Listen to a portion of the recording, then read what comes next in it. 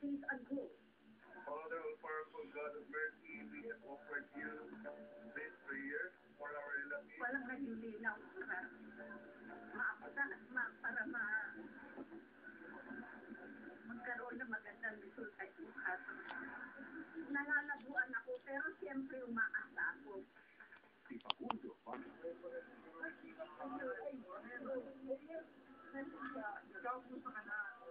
Matapos ang mahabang panahon, hindi nagkasama-sama silang mga mukha ng puso. Let's put ourselves in the presence of God as we offer the blessings and even the prayers for the victims of the tragedy of the past Quezon.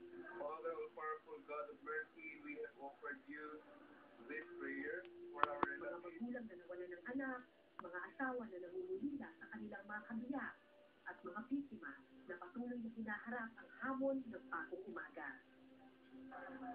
May they rest in peace.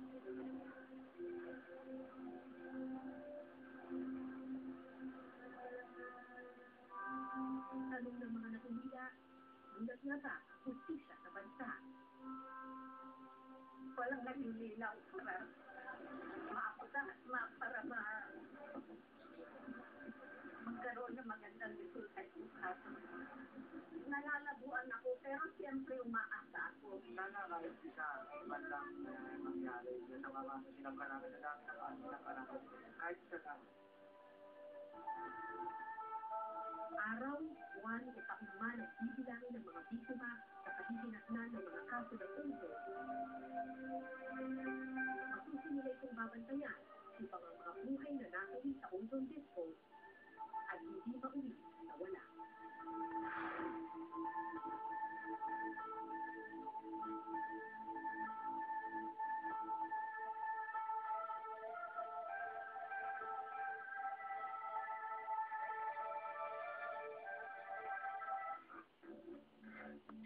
Labindalawang taong paghihintay, 12 taon nang mailap ang hustisya. Kailan tuluyang matutuldukan ang ozone disco tragedy? Muli nating balikan ang mga tanong ng nakaraan. Magandang gabi. Ako po si Cara David para sa Cape and Rose.